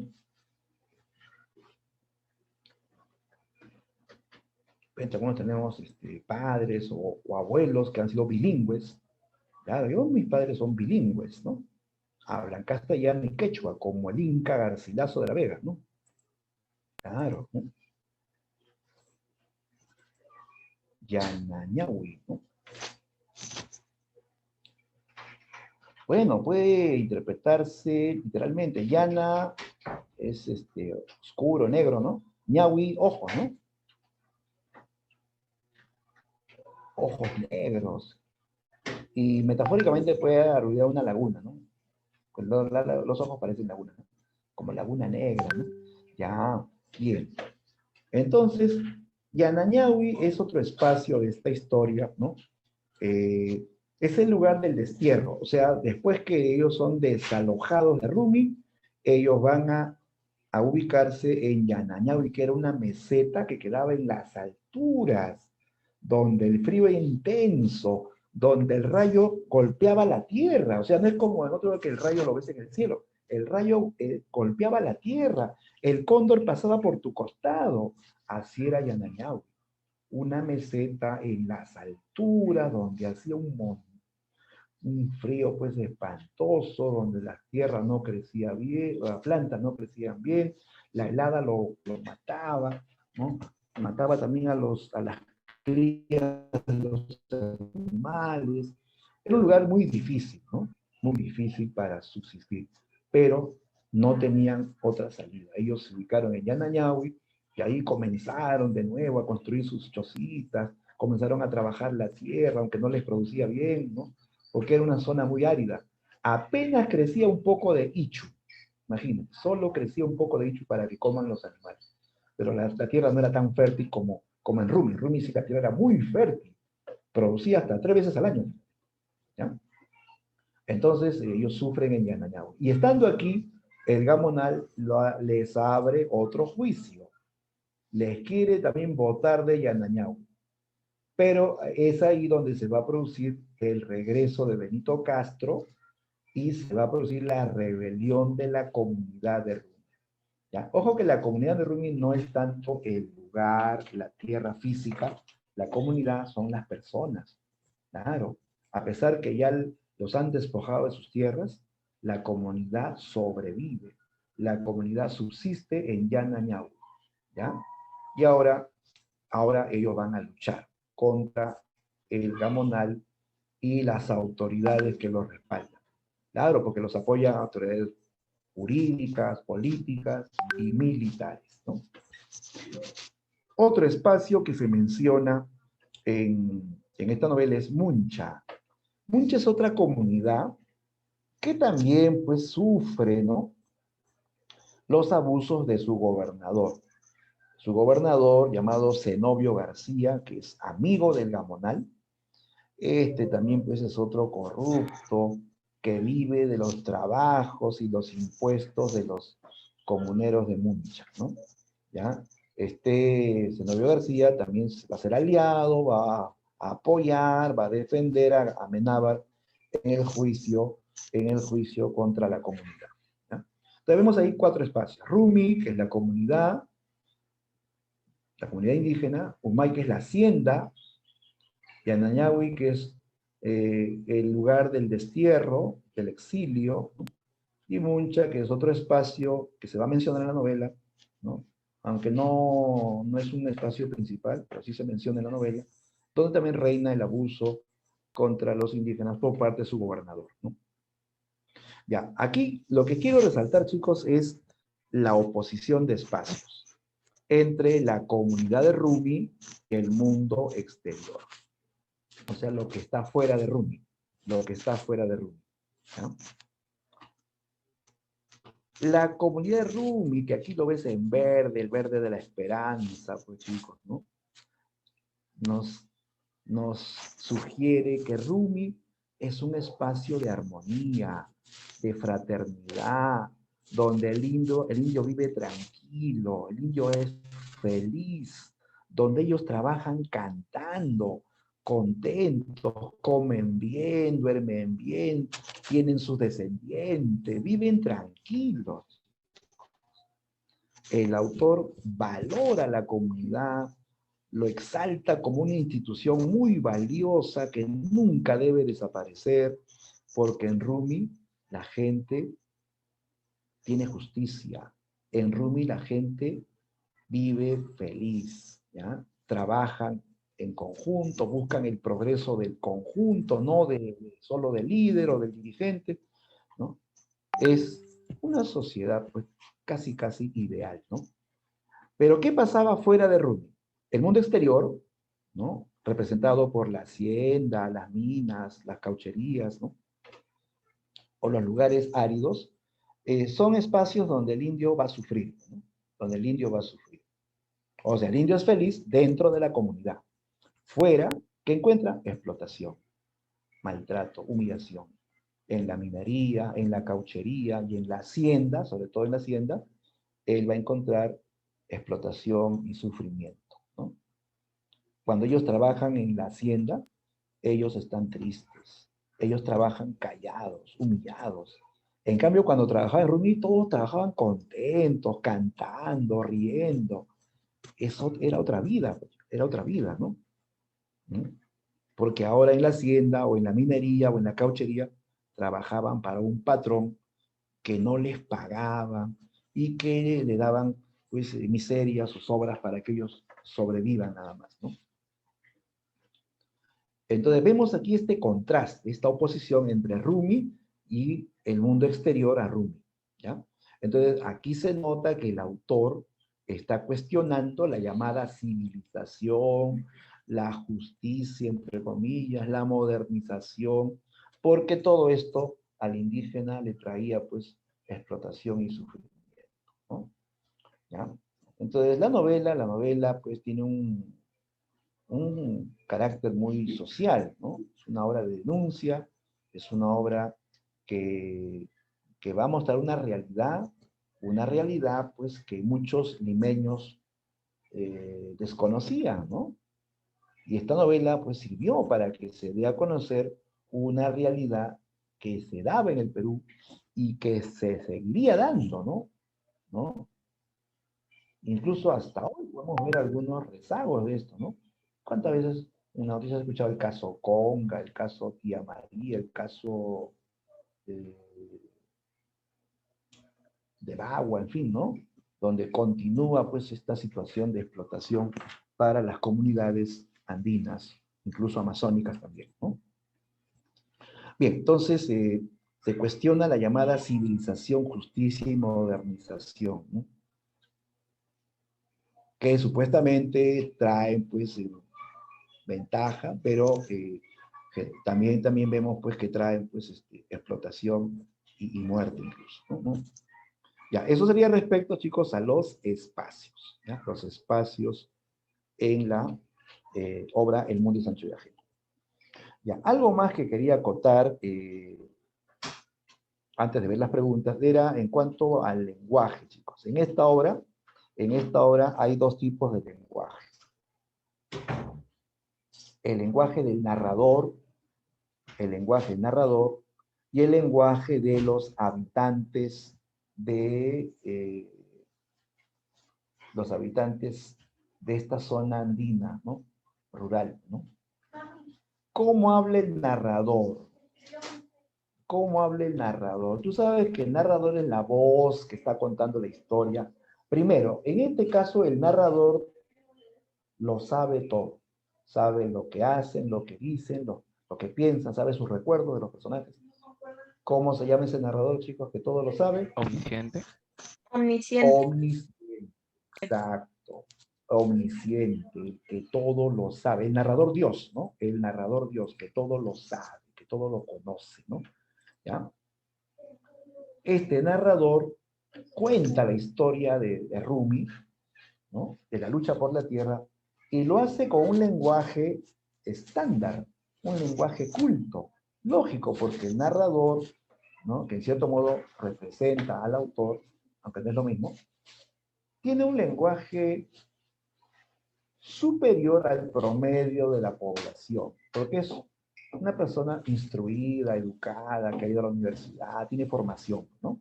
Claro, entonces su lenguaje va a ser culto, ¿ya? En cambio, el lenguaje de los personajes de esta zona andina, rural, es un lenguaje, digamos, popular, ¿no? Popular, o si quieres, dialectal, ¿no? Es un personaje que habla, no es que hable, digamos, mal o que sea algo, pues, con una actitud discriminante, sino que es el hablar de su región, pues. Así habla el personaje, ¿cierto? Así habla el personaje. Entonces, cuando el autor le cede la palabra a los personajes rurales, aparece ese habla popular, ese habla que no es estándar, ¿no? Definitivamente no es estándar, ¿no? Por ejemplo, eh, eh, si se dice aura, aura, sembraremos el maicito. Aura, bueno, tú sabes que ahí hay pues un uso estándar que es ahora, ¿no? Ahora sembraremos el maíz, ¿no? Es el castellano estándar. Entonces dice, aura sembraremos el maicito. Ese es el lenguaje popular del personaje andino del norte, ¿no? O decir bueno, ¿no? Bueno. En vez de bueno, bueno. O en vez de decir abogado, ¿cómo dicen? En vez de decir abogado, dicen el abogado, ¿no? Claro, es el hablar del hablante de la región. Y ojo, no solamente es del comunero, ¿eh? No vayas a pensar que si así solamente habla el indígena, el comunero, ¿no? Es el hablar de la mayoría de personajes, ¿no? Por ejemplo, Benito Castro no es un comunero, pero él habla como los comuneros. Él dice abogado, ¿no? Él dice aura, ¿no? ¿No? Él dice bueno, ¿no? Como ya mencionaron por ahí, ¿no? Hasta el mismo hacendado, Álvaro Amenábar, claro que él tiene más educación, probablemente llegó hasta la secundaria, ¿no? Y bueno, heredó tierras de sus antepasados, ¿no? Él también tiene, por momentos, voces muy populacheras, muy regionales, ¿no? Entonces, no se restringe el habla popular solamente a los indígenas, sino a la gran mayoría de habitantes de esa región, porque ese es el hablar de la región, ¿no? ¿No? De la región. ¿Correcto? Entonces van a haber dos tipos de lenguaje. El lenguaje culto del narrador que no es indígena y el lenguaje de los personajes de la región andina, ¿no? ¿Ya? Los personajes de la región andina. Entonces, este registro popular, no solamente, repito, es de los comuneros, sino de gran parte de los personajes de esta región. ¿Ya? Muy bien. Eso sería respecto también al lenguaje, que es importante resaltarlo en esta historia, los dos tipos de lenguaje, el culto y el popular o regional. Ya, ahora sí, visto este caso, vamos a ver las preguntas. A ver, algo más, algo más. Ah, ya, el tiempo, chicos, me olvidaba el tiempo. También es sencillo, ¿no? ¿Cómo es el tiempo en esta historia? Habíamos dicho que hay dos tiempos, uno natural, que es el lógico, ordenado, cronológico, y hay otro que es un artificial cuando se usan técnicas, ¿no? De flashback, raconto, ¿no? Múltiples historias, en fin, ¿no? En este caso, ¿cómo es el tiempo, chicos? ¿Cómo es el tiempo en el mundo de Sancho y Ajeno? El tiempo, me refiero al tiempo del relato, ¿eh? El tiempo del relato es el orden en que se cuenta, ¿de acuerdo? El tiempo del relato es el orden en que se cuenta. Bien, Will, es lineal, exacto. En el mundo del ajeno, el tiempo es lineal, ¿ya? Porque tú lees la novela y comienza cuando todavía Rumi vive en paz, en armonía, no hay todavía la amenaza del abogado, del hacendado, del gamonal. De ahí viene ya el gamonal que hace juicio, ¿no? Lo del abogado, que finalmente es corrompido, ¿no? Sobornado, ¿no? Gana el juicio, los votan, después los votan y se van a otro lugar, a Yanañahui, ahí se revela, la matanza, ya bueno, todo va en orden, ¿ah? Todo va en orden. Eso es narración lineal, ¿ah? El mundo ajeno tiene un narrador omnisciente y en cuanto al tiempo, el tiempo es lineal, ¿ya? No hay salto atrás, no hay salto al futuro, todo es en orden lógico y cronológico, ¿ya? Entonces, en este caso, el tiempo de la historia se corresponde con el tiempo del relato, ¿ya? ¿Ya? Ojo que la obra no abarca un día ni un mes, abarca muchos años, ¿no? Por lo que va diciendo la novela, transcurren muchos años, ¿no? Pero se narra en forma lineal, ¿ya? En forma lineal. Ya, ahora sí, vamos a la práctica. ¿Alguna consulta, chicos? A ver, de repente hay una consulta por ahí.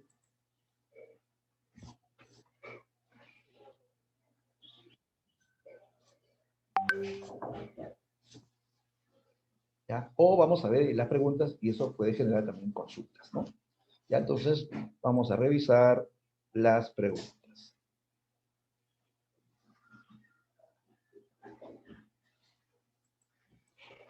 Ya, ahí comenzamos, ¿no? Primera pregunta.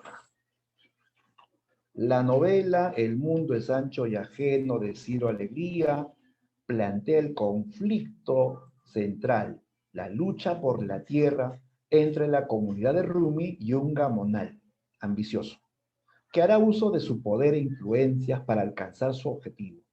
En ese sentido, Álvaro Amenábar es considerado un personaje, a ver, Álvaro Amenábar es un personaje, a ver, será principal, secundario, estático, complejo. ¿Qué dice, chicos? ¿Cuál es la clave? Solo una. En este caso, hay solo una respuesta, ¿no? Bien, correcto. Veo que todos me indican que es principal. Exacto, es un personaje principal, ¿no? Porque en este tema de lucha por la tierra hay un personaje protagónico, que sería pues Rosendo Maki, y uno antagónico, que es el rival, ¿no? Que quiere quedarse con la tierra. Entonces, es un personaje importante porque influye mucho pues en la trama de la historia, ¿no? De él va a depender muchas acciones en esta historia, ¿no? Es principal. Si es principal no puede ser secundario.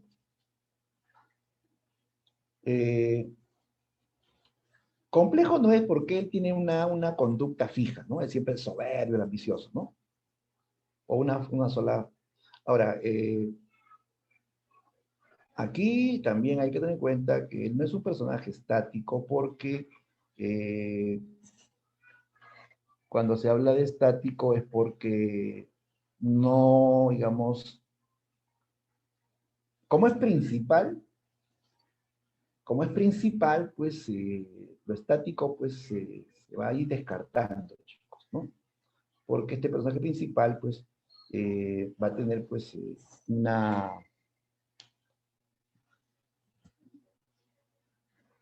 En este caso no sería estático, por lo mismo que es principal, en este caso sí se puede decir que hay una exclusión, ¿no? O sea, puede haber un principal que es dinámico o que es complejo, pero principal estático es incongruente, ¿no? Bien, clave B de beso. Siguiente pregunta. Marque la alternativa que completa de manera correcta el siguiente enunciado sobre el mundo de Sancho y ajeno.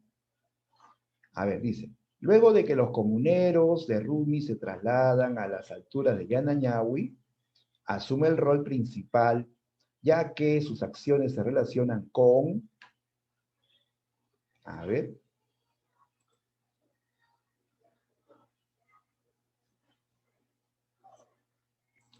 dice, luego que los comuneros de Rumi se trasladan a las alturas de Yanañahui, o sea, es cuando lo desalojan, pues, cuando les quitan su tierra, ¿no? Asume un rol principal. ¿Quién asume un rol principal ya en la etapa del desalojo, en que ya los votaron, que están en Yanañahui, ¿no? Viendo el frío, ¿no? Muy bien, todos coinciden en la de perfecto, ¿no? La clave es la de, ahí destaca Benito Castro, ¿no? Claro, porque en Yanañahui, donde nuevamente viene una segunda amenaza de juicio, de desalojo, ahí aparece Benito Castro, que va a plantear la defensa de las tierras mediante una rebelión, ya no que solución pacífica, que vamos a esperar que ellos se vuelvan bondadosos, no, había que luchar con armas, ¿no? Para defender las tierras, ¿no? ¿Ya? Entonces la clave aquí es la D. Listo. Vamos a la pregunta 3. Respecto a la relevancia de los personajes en la novela El mundo de Sancho y ajeno, podemos afirmar que es un personaje secundario, ya que sus acciones contribuyen a consolidar los proyectos de Álvaro Amenábar. Según la relevancia, ¿no? Principal, secundario, en este caso secundario,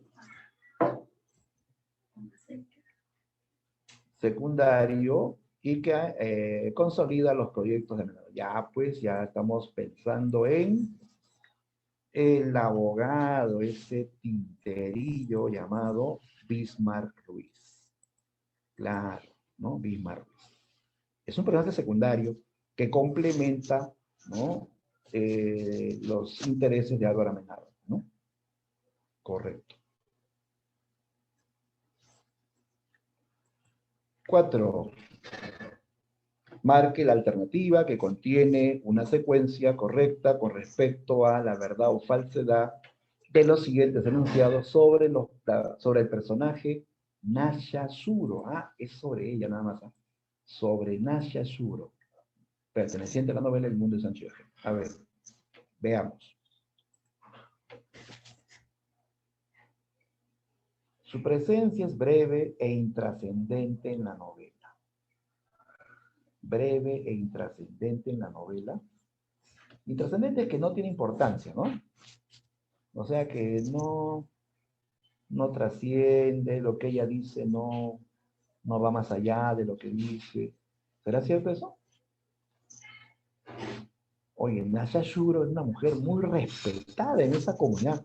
Y ella pues era la curandera, era también la partera. Cuando iban a hacer un niño, ella iba a todas las casas, ¿no? Ella iba a ayudar a todas las parturientas, ¿no? Ella cimentaba las creencias de esta comunidad, ¿no? Hasta que viene Benito Castro, y eso ya muchos años después, ¿no? Muchos años después, ¿eh? Benito y choca con ella. No, que ya basta de creencias, que pensar en brujería, que hay demonios, no. Él ya es más racional, el Benito Castro, ¿no? Y Nasha Shuro, al final, se va A mí me dio mucha pena cuando ella se va. Cuando Benito Castro demuestra, ¿no?, que lo que él dice, pues, era cierto. Por ejemplo, eso de que la tierra estaba embrujada, que no hay que entrar ahí. Basta tontería, le metí una cachetada a los demás, vayan a trabajar, vamos a trabajar ahí. Y la tierra produjo un montón y no les pasó nada. A Ignacia Yuro, hay sus creencias y vienen abajo. Se siente tan mal que ella desaparece de Rumi. Desaparece mejor dicho, de ese lugar. En ese lugar estaban en Yanañabu, ¿no? Ya no era Rumi, era en Yanañabu. Pero ella se va, ¿no? Porque como que sus creencias han sido combatidas o derribadas por Benito Castro, ¿no? Ahí se ve que el autor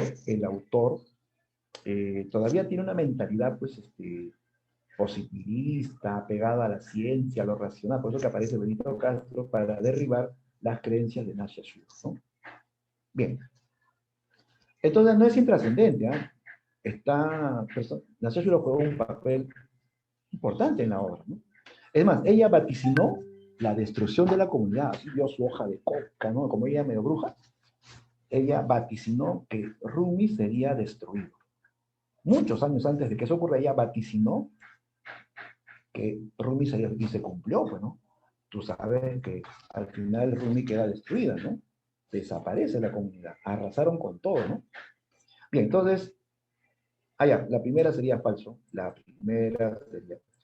segunda, sus creencias contrastan con las de Benito Castro.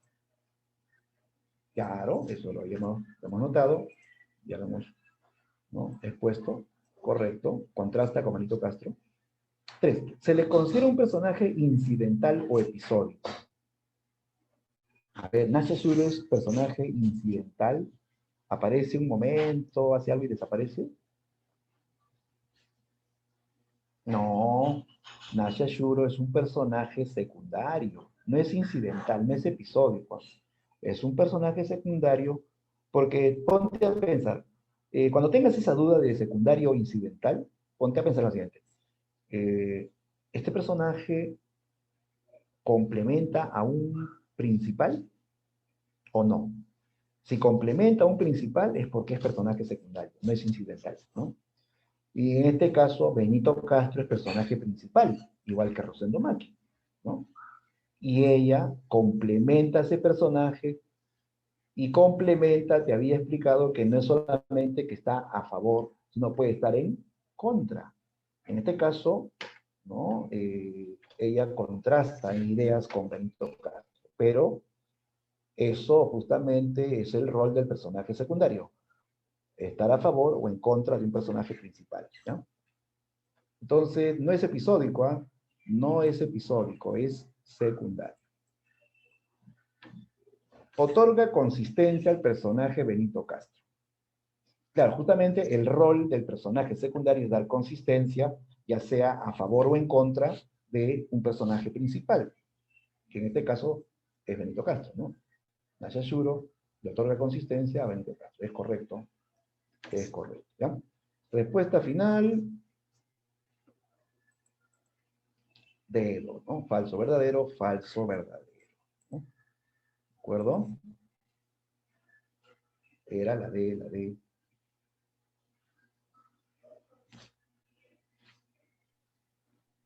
¿La C? A ver. No sería la C, profesor. Falso, verdadero, falso, verdadero. Ah, verdad, estoy viendo mal. Cambiar de anteojos, ¿ah? Estoy viendo mal. Está bien, el análisis es falso, verdadero. ¿Y qué dice? La D. Ah, no, pues es la C, chicos, ¿no? El análisis está bien, ¿no? El análisis está bien. Falso, verdadero. Ah, sí. Aquí es la C. Disculpen, chicos, comprendan que esto ha sido trabajado pues a altas horas de la madrugada, ¿no? Ya no se preocupen, eso cuando le mande el PDF va a estar con la clave correcta, ¿ya? Con la clave correcta. Listo. Cerebro, ¿eh? La clave era cerebro. Muy bien, sigamos. Vamos a las 5. Ya, era blanca y fina, tenía fama de compasiva, Aún recordaba su nombre, Elena Lynch. Según decían, se había casado ya. Hace varios años que la vio y acaso no tendría el mismo corazón. Antes solía ser buena con los pobres. La señora Elena lo curó, pues. Le lavó la cara con aguas de un color y de otro, y con una pincita le sacó los cortadillos, y después le puso una pomada, y después lo vendó. Se notaba que la señora tenía pena y estaba muy impresionada con la herida, ¿no? Dice, en el fragmento citado, perteneciente a la novela El mundo de Sancho y Ajeno, según el nivel de complejidad, ¿qué tipo de personaje aparece? Según el nivel de complejidad. Ahí pensamos solo en dos cosas, ¿no? ¿Sí? Cuando te habla de complejidad, hay solamente dos caminos. Simple o complejo, punto. Simple o complejo, ¿no? ¿Ya? Y el simple, ya sabes que tiene una sola faceta, es un personaje previsible, ¿no? Mientras que el complejo tiene varias facetas y no es previsible, ¿no? Como tiene varias facetas, no puedes, digamos, predecir su comportamiento, su forma de ser, ¿no? A ver, vamos a revisar. Primero que aquí ten en cuenta el texto, pues, ¿no? Habla de una mujer blanca y fina, tenía fama de compasiva, dice, ¿no? Aún recordaba su nombre, Elena Lynch. Solía ser buena con los pobres, ¿no? La señora Elena lo curó, ¿no? Lavó sus heridas, ¿no? O sea, nos habla de una mujer buena, ¿no? Una mujer que le gusta ayudar, que tiene compasión de los indios, ¿no? A ver. Ya mira, aquí no hay mucho que pensar, chicos, porque tú sabes que la complejidad solamente me da dos caminos. Solamente dos caminos, simple o complejo. O sea, sabiendo eso, ya no hay nada que pensar, pues chicos. En las alternativas, simple, incidental. Incidental tiene que ver con la relevancia de personaje, ¿no? Estático tiene que ver con la transformación, ¿no? Entonces no hay otra salida que la A, ¿no? Y es cierto, aquí el personaje es un personaje simple porque muestra una actitud compasiva de manera constante, ¿no? Como un rasgo, una característica de su ser, ¿no? Es la forma como la recuerdan al personaje, ¿no? Simple, ¿no? Un personaje simple, ¿no? Previsible, ya se sabe cómo es ella, ¿no? Ella siempre es la mujer compasiva, que ayudará a los indios, que tendrá pena a los indios, ¿no? ¿Ya? Listo, entonces es la A, es la A.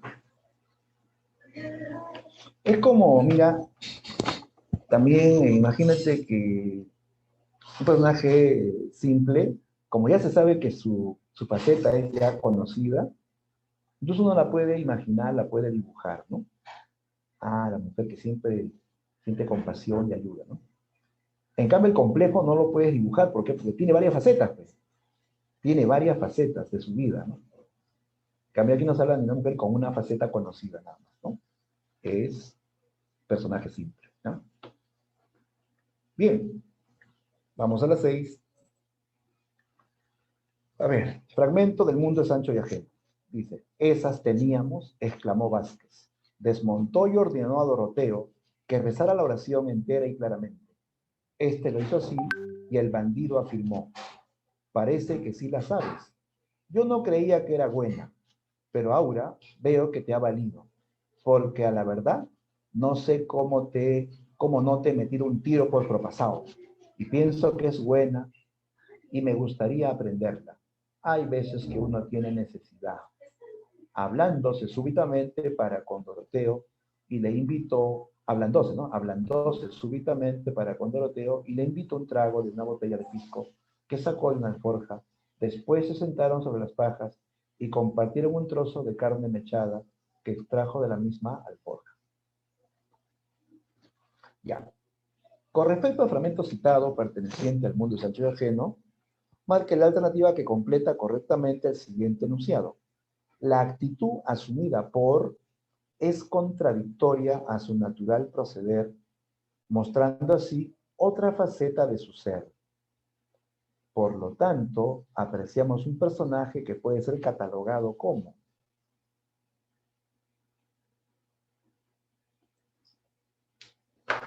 Ya, primero aquí nos habla de un personaje. ¿Quién es el que está hablando aquí? El que está hablando, según el texto, es el Fiero Vázquez, ¿no? El Fiero Vázquez. Ahora dice que aquí vemos que el personaje tiene una actitud contradictoria a su natural proceder, mostrando otra faceta de su ser. Claro, normalmente todos pensamos en Vázquez pues, como un bandido malo, ¿no?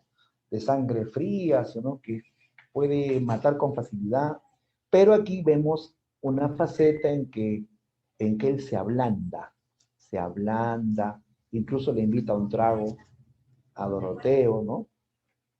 O sea, dice, por propasado te puedo meter un balazo, ¿no? Era pues lo común, ¿no? Pero él se ablanda, se pone amistoso, ¿no? Toma un trago con Doroteo, ¿no? Compartir un trozo de carne, o sea, se pone ahí solidario, amistoso, ¿no? Es otra faceta, ¿no? Es otra faceta que de repente Doroteo no la conocía, ¿no? Ya, pues, entonces, si tiene varias facetas, ¿cómo es? ¿Cómo es? Es complejo, ¿no? Claro. Aquí el personaje mencionado es el Fiero Vázquez, y como tiene varias facetas o facetas distintas, incluso contradictorias, implica que es complejo, ¿no? Ah, otra vez acá faltó cambiar. Acá es la B, chicos, ¿ya? El Fiero Vázquez complejo, ¿ya?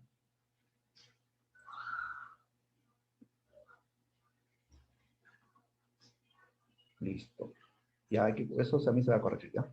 Ahí la clave es la B, complejo. 7.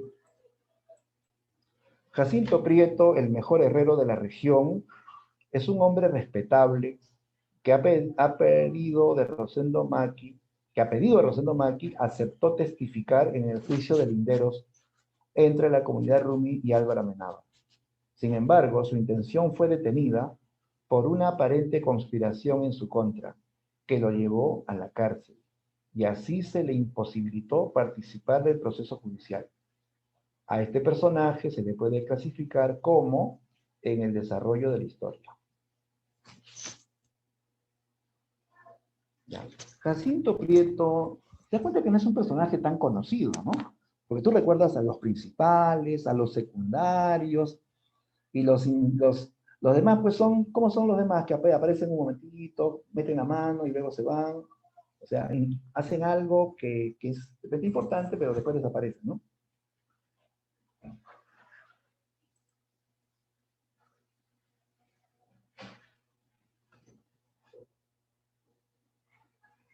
Ya, a ver, ten en cuenta también el criterio, ¿ah? Es grado de relevancia, es nivel de complejidad o nivel de transformación, ten en cuenta eso también, ¿ah?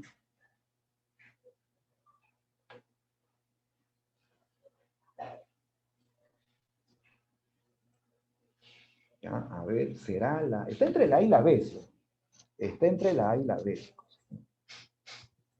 Pero ten en cuenta la teoría, esto de episódico o incidental, que es lo mismo, eso tiene que ver con el nivel de complejidad o con el grado de relevancia.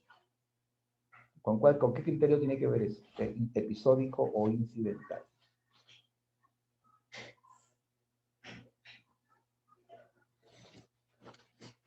Eso solamente tiene que ver con el grado de relevancia, porque ahí entra principal, secundario e incidental, que es lo mismo que episódico, ¿no? Ya, entonces Jacinto Prieto aparece en esta escena, ¿no? Donde él iba a ayudar como testigo en favor de Rosendo Maki, pero lo acusaron, lo enredaron en un asunto, tanto que así lo metieron preso injustamente. Y él no pudo testificar a favor de Rosendo, ¿no? Entonces, retrasa, en este caso, lo que esperaban pues, los comuneros, ¿no? Entonces sería episódico por su grado de relevancia. ¿Ya? Ahora sí, letra A. Episódico por su grado de relevancia. La B se descarta porque dice complejidad. Y cuando se toma en cuenta la complejidad, ahí se habla de simple y complejo. ¿ya? Simple y complejo nada más, ¿ya? Bien, siguiente pregunta. Ya, 8. El abogado, así habla, el abogado es uno de los integrantes de la banda del Fiero Vázquez. Posee conocimientos jurídicos y asesora al fiero. Esto le permite al bandolero afirmar a los comuneros ante el inminente desalojo que podrían haber apelado a la decisión judicial. Entonces es posible afirmar que este personaje es porque ya, el abogado. Dice él, ¿no? Aconseja al Fiero Vázquez, ¿no?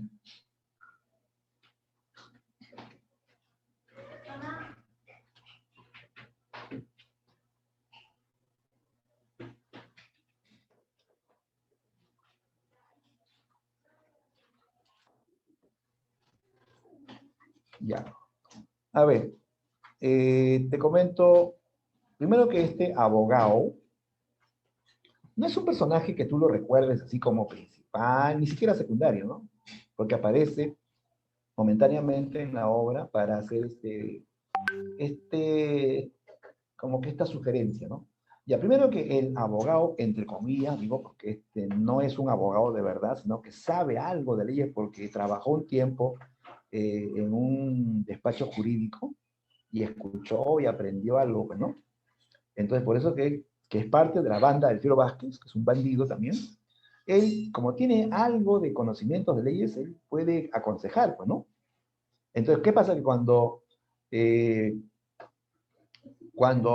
en el juicio gana Amenábar, un abogado puede apelar, ¿sí o no? Puede apelar. Es lo natural, que él apele, porque no está de acuerdo con la decisión del juez, que ellos pueden traer más pruebas para demostrar que ellos tienen la razón, ¿no? ¿No? Pero resulta que el abogado Bismarck Ruiz no dijo nada. No dijo nada, se quedó calladito, no apeló nada. Él pudo apelar, ¿eh? Pudo apelar y esto pasaba a otra instancia superior, otro juez, ¿no? Y de repente le daban la razón a los comuneros, ¿no? Pero el abogado, que ya estaba comprado, pues ya estaba sobornado, ¿no? No apeló. Entonces, por eso que el abogado dice, ¿no? Podían haber apelado, ¿no? ¿Por qué no apeló? Pero los indígenas ni siquiera sabían qué significaba esa palabra. ¿Apelar? ¿Qué es eso? Eso, ¿no? No, ya perdimos, la ley nos ha quitado la tierra, ¿no? Ya, entonces, este abogado, pues, en principio, nota que él tiene que ver con el Fiero Vázquez, y el Fiero Vázquez no es personaje principal, ¿eh? Es un personaje secundario, ¿no? Y este de acá, que aparece en función a él, ya ni sería ni secundario, ¿no? Sería incidental, es un personaje incidental, ¿no? Porque él interviene en esta escena nada más para evidenciar que este abogado pues no los defiende, más bien los traiciona, ¿no? Claro, esa es su función en esta parte, ¿no? Que él evidencia que Dima Rifo definitivamente no los está defendiendo, sino más bien los está traicionando, ¿no? Entonces la clave ahí es la C. Personaje incidental, ¿no?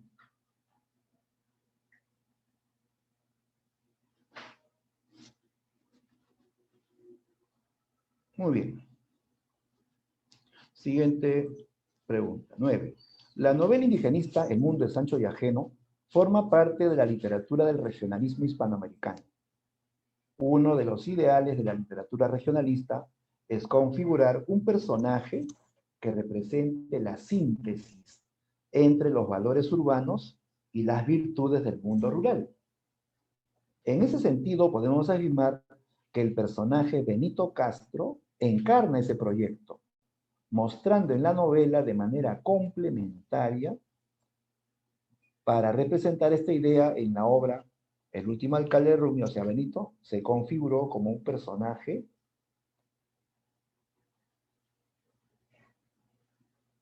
dice que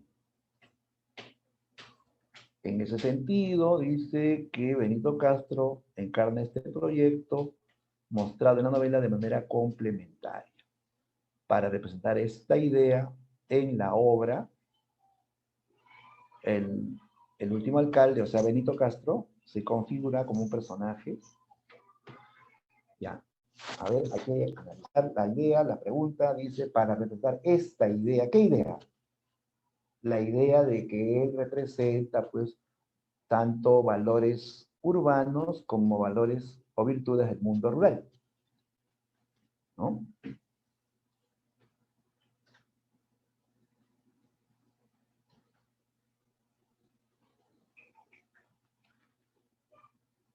Ya, mira. ¿Qué pasa? Es que Benito Castro, ¿a qué se refiere esto? Mire, Benito Castro es un hombre que trae nuevas ideas, ¿de acuerdo? La idea socialista, la idea progresista, ¿no? La idea de la modernidad, las creencias racionales, o la racionalidad, ya no las creencias de los indígenas. Pero él también rescata las virtudes del mundo rural. A él le encanta, por ejemplo, que ellos trabajan en forma colectiva, que ellos aman la tierra, que ellos son gente sencilla pero muy trabajadora. Eso le encanta a Benito Castro. Eso no debe desaparecer nunca, digo, ¿no? Nunca debe desaparecer ese estilo de vida, ¿no? Colectivo, fraterno, laborioso. Eso es lo bueno del hombre andino, dice Benito Castro. Eso nunca debe desaparecer. La comunidad, ¿no? Eso jamás debe desaparecer. Pero ya deben dejarse de creencias, pues, ¿no? De brujas, de demonios, eso ya no, ¿no? Trae ideas modernas también, de la ideas racionales, ¿no? Ya, entonces, entonces él representa esa síntesis de valores urbanos y también virtudes del mundo rural, ¿no? Ya, entonces por todo esto, dice Benito Castro, se configura como un personaje. A ver, ¿qué dicen? ¿Qué dicen? Ah, personaje dinámico. Muy bien, todos dijeron la D, perfecto. Es un personaje dinámico, es un personaje que evoluciona, ¿no? Evoluciona. O sea, no se queda en las creencias, ¿no? Adopta también una cultura urbana y lo sintetiza. Sintetiza lo mejor de cada uno, ¿no? ¿Correcto? Sintetiza lo mejor de lo urbano y lo andino, ¿no? Más o menos como en Doña Bárbara. ¿Se acuerdan de Doña Bárbara? Es una novela regionalista. Ahí también aparece un personaje que representa lo mejor del campo y lo mejor de la ciudad. ¿Quién era ese personaje? A ver, ¿alguien se acuerda? Este personaje de Doña Bárbara, el hombre que vino de la ciudad, pero había nacido en el campo, ¿no? Y quiere civilizar, ¿no? Ahí lo recuerdo. Incluso hubo una telenovela aquí en el Perú, basada en esa obra, ¿no? Donde interviene el actor Christian Meyer, no griten, chicas, no griten, ¿no? ¿Cómo se llama este? Ah, bien, Santos, exacto, Santos Luzardo, ¿ya? Santos Luzardo también tiene esa idea, bueno, representa lo mejor del campo y lo mejor de la ciudad, ¿no? La síntesis, ¿no? El campo y la ciudad, ¿no? Listo. Pregunta 10. En la novela El mundo es ancho y ajeno de Ciro Alegría, Marguicha es una pastora de ovejas que se vuelve pareja de Augusto Macchi, es hijo de Rosendo Macchi. Pero cuando él se va a las caucherías, no regresa. Luego se casa con Benito Castro y tiene un hijo. Sobre este personaje no se brindan más rasgos en la novela. Por eso, desde el criterio de la transformación, que sufre un personaje de inicio a fin, dentro de la novela Marguicha constituye un personaje, dice que en la novela se sabe que ella es una pastora que se casó con Augusto, luego de que él se fue se casó con Benito, tuvo un hijo y no se sabe más, no nos muestra más información de él, ¿no? Entonces, según el criterio de la transformación, ojo, transformación hay dos caminos nomás, ¿eh? Si te dice transformación hay dos caminos, ¿cuáles son? Si se transforma o no se transforma, vas a decir simple o dinámico, ¿no? Simple o dinámico. ¿Cómo sería en este caso Marguicha? ¿Cómo sería Marguicha? Un personaje simple, claro, es un personaje simple, porque no hay pues este proceso de evolución, como Benito Castro, que era un niño maltratado, luego su padre de familia, luego revolucionario, ¿no? Te das cuenta que hay una evolución, ¿no? En cambio aquí no, ¿no? No se brinda más información, no conocemos más de esta chica, más que se casó con uno, luego que él se fue, se casó con un Benito y ahí quedó, ¿no? Personaje simple o estático. A ver, no, estático no. A ver, estático complejo es según la complejidad. Un momentito, estático, no. A ver, ¿qué me pide? Ah, transformación. A ver, no nos sacamos bolas, no me hago bolas, yo tampoco. Transformación es, ¿cuáles son los caminos? Estático y dinámico, ¿no? Ah, estático y dinámico. Así es, estático y dinámico. Por la complejidad, ahí es simple y complejo.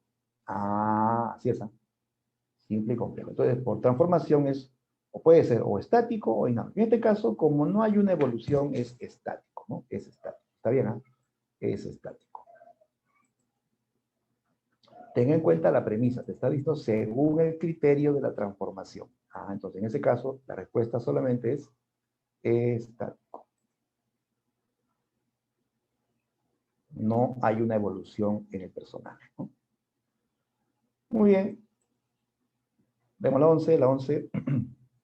La novela presenta fundamentalmente escenarios rurales, aunque muy diversos entre sí. Se representan actividades económicas como la agricultura, minería y cauchería. Ejemplos son espacios rurales diferentes Umay y Rumi, pues el primero está caracterizado por la explotación realizada por el gamonal y el segundo se distingue por el trabajo en armonía y fraternidad. Con respecto a la verdad o falsedad de los siguientes enunciados, sobre el narrador de la novela El mundo de Sancho Ajeno, marque la secuencia correcta. A ver, analiza las 4 opciones.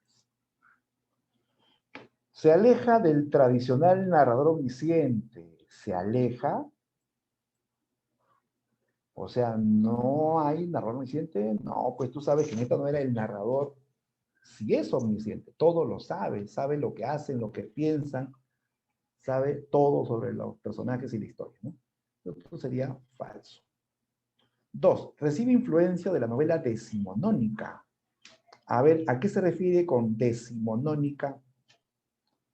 Háganme acordar, chicos, que era decimonónica. Eco, del siglo XIX. Novela del siglo XIX, ¿no? A eso se refiere, ¿no? Ya, ahora mira, esto en términos ya más directos se refiere a la novela realista. La novela realista se dio en el siglo XIX, ¿cierto? ¿Ya? Y en la novela realista también pasaba lo mismo, que el narrador era omnisciente, que el tiempo era lineal, que la visión era pues, bastante objetiva, ¿no? Y Ciro Alegría escribe igual que los narradores realistas del siglo XIX. En su novela no hay flashback, no hay monólogo interior, no hay técnica moderna. Eso viene después con Vargas Llosa. ¿Sí? Eso viene después con Vargas Llosa. Ciro Alegría escribe en forma todavía tradicional con las técnicas del realismo del siglo XIX. ¿Ya? Entonces, decir que recibe influencia de la novela decimonónica es correcto, es correcto. ¿Ya?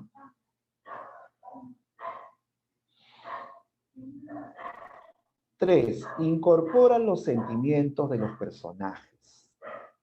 Incorpora los sentimientos de los personajes.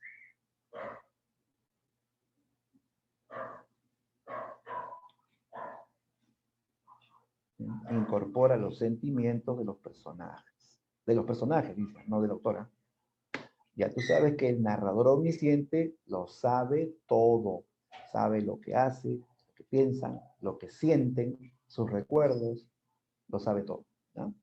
Entonces, bajo esa premisa, sí vamos a poder apreciar incluso los sentimientos de los personajes. ¿No? 4. Describe la realidad social de modo objetivo. ¿Sí o no? Claro, Ciro Alegría utiliza la técnica realista. ¿Ya? De ahí que hay denuncia social, crítica al gamonalismo, a las injusticias, a la corrupción, pues, ¿no? De un modo objetivo, ¿no? Sí, es correcto, ¿ya? Entonces la secuencia es falso, verdadero, verdadero, verdadero. No me falle la clave, bien, la clave es la B. Listo. Ya, entonces, esta novela, chicos, si usted le dice, esta novela tiene estilo realista, es verdadero. ¿Qué, profe, no es indigenista? Claro, es indigenista, por el tema, por el ambiente andino, ¿no? Pero en cuanto al estilo, o sea, la forma de contar, es realista. Es realista. Y no hay esas técnicas modernas que veremos luego ya en la narrativa contemporánea, con Vargas Llosa, con Alfredo Bryce, Echenique, en fin, ¿no? Aquí es todavía tradicional, ¿no? Realista tradicional, ¿no? 12. A ver, 12. Leamos el texto. Digamos muy alto que su manera de comprender es amar. Y Rosendo ama innumerables cosas, quizás todas las cosas, y entonces las entiende porque está cerca de ellas, conviviendo con ellas, según el resorte que mueva su amor, admiración, apetencia, piedad o afinidad. Su sabiduría, pues, no excluye la inocencia y la ingenuidad, no excluye ni aún la ignorancia, esa ignorancia según la cual son fáciles todos los secretos, ¿no? A partir del fragmento citado del mundo Sancho y ajeno, de Ciro Alegría, marque la alternativa que completa correctamente el siguiente enunciado sobre las características del narrador. En la novela, del narrador se contrapone con que posee el personaje que describe. Se contrapone, ¿no?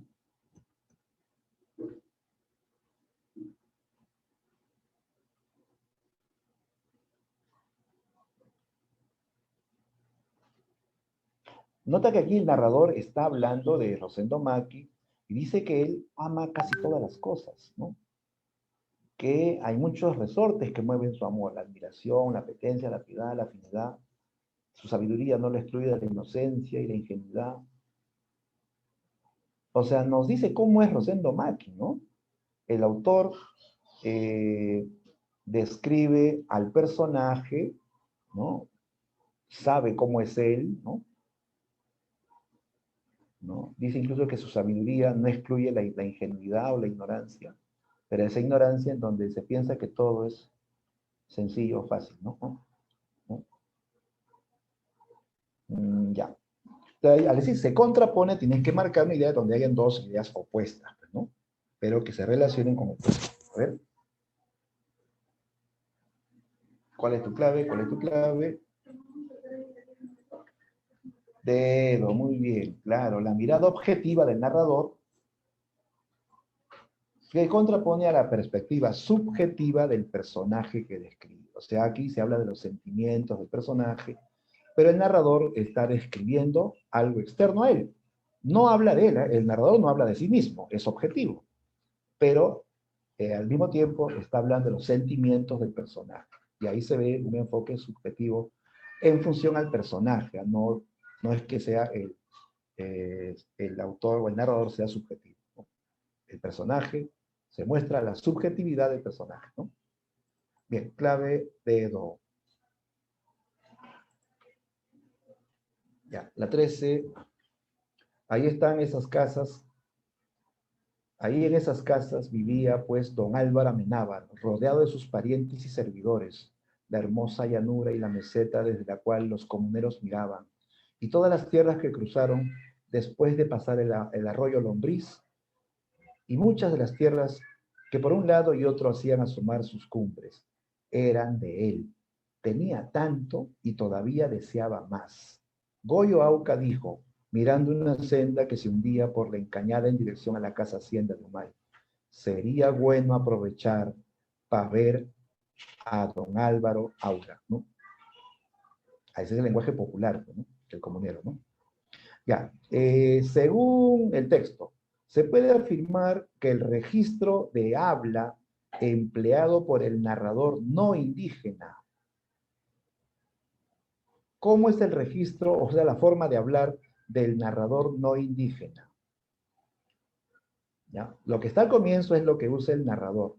Y después habla Goyo Auca, ¿no? Acá están hablando el narrador y Goyo Auca, ¿sí? ¿Cómo es el narrador no indígena? ¿Cómo es el registro de su habla? Clave, clave. ¿Cuál es tu clave? Avión. Bien, Kevin. La clave es avión. Claro, este lenguaje del narrador no indígena difiere de modo notable del lenguaje del comunero. El comunero habla pues así populachero, ¿no? Con incorrecciones, ¿no? En cambio el narrador habla culto, su lenguaje es estándar, ¿no? ¿Ya? Clave, la A de avión. ¿Listo?